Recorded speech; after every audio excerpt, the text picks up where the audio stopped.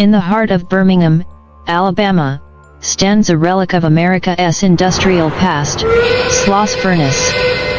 Once a bustling iron factory, it's now a museum, its towering smokestacks and rusting machinery serving as a testament to a bygone era. But beneath the layers of history, something dark and malevolent lingers, a presence that has driven many to madness. This is the story of a documentary crew who ventured into the depths of Sloss Furnace, only to discover that some doors are better left unopened. Act 1. The Arrival. The documentary crew arrived on a crisp autumn afternoon, the golden light casting long shadows across the furnace grounds. They were a seasoned team, led by Jason, a director known for his daring exploration of haunted sites. Alongside him were Sarah, the sound technician, and Mark, the cameraman. They were excited, but there was an undercurrent of unease. The furnace had a reputation. As they set up their equipment, an old caretaker approached them. His weathered face bore the marks of a man who had seen too much. "You shouldn't be here after dark," he warned. "The furnace, it's alive. It feeds on fear, on despair.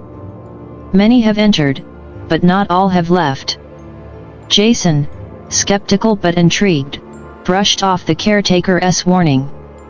They were here to capture the truth, and nothing would stand in their way. Act 2. The First Signs. As the sun dipped below the horizon, the atmosphere within the furnace shifted. The air grew thick, heavy with the scent of rust and something else, something foul. Mark began to notice oddities through his camera lens, shadows that moved independently, figures that seemed to flicker in and out of existence. Sarah's audio equipment picked up strange noises, whispers, the distant clang of metal, and a deep, guttural breathing. Despite the growing tension, Jason insisted they press on. They moved deeper into the furnace, past towering machinery and long-abandoned tunnels. The deeper they went, the stronger the feeling of being watched became. The air grew colder, their breath visible in the flickering light of their flashlights. Act 3.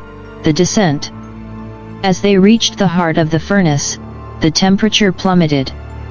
Their flashlights began to flicker, and the sound of metal scraping against metal echoed through the vast, empty chamber. Mark trained his camera on the shadows, capturing fleeting glimpses of twisted figures, their eyes glowing with malevolence.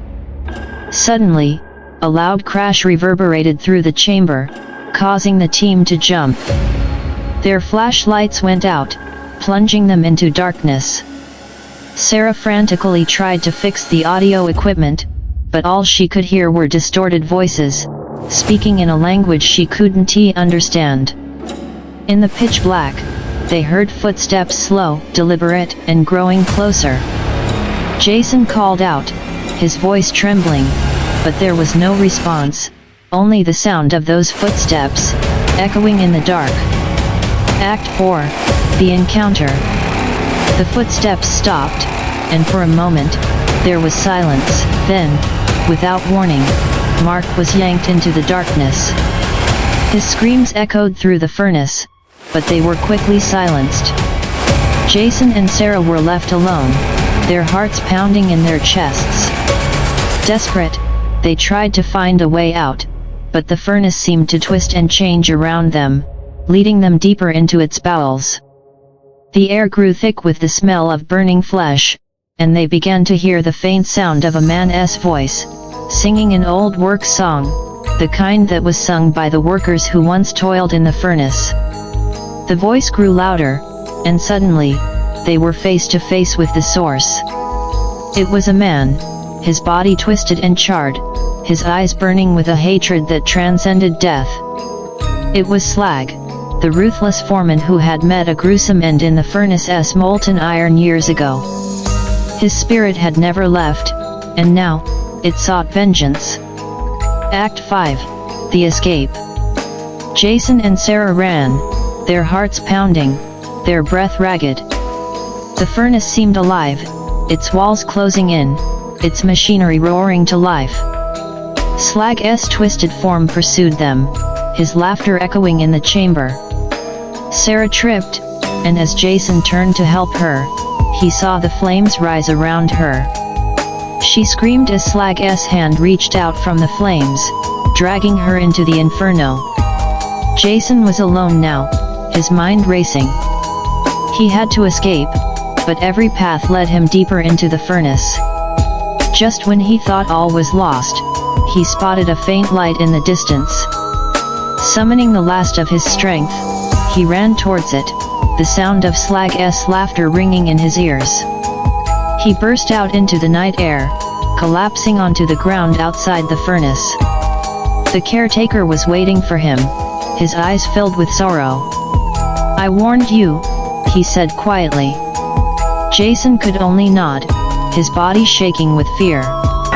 Epilogue: The Aftermath. Jason never spoke of what happened that night. The footage was recovered, but it was distorted, filled with static and shadowy figures that defied explanation.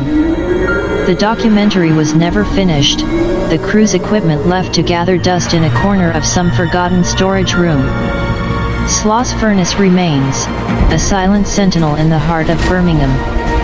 It stands as a reminder that some places are not meant to be disturbed, that some spirits never rest, and those who dare to enter may find themselves trapped, forever, in the furnace's dark embrace. As you listen to this story, remember, the furnace is still there, waiting, its iron heart beating in the darkness. And if you ever find yourself in Birmingham, beware the furnace's call, for it might just be the last sound you ever hear.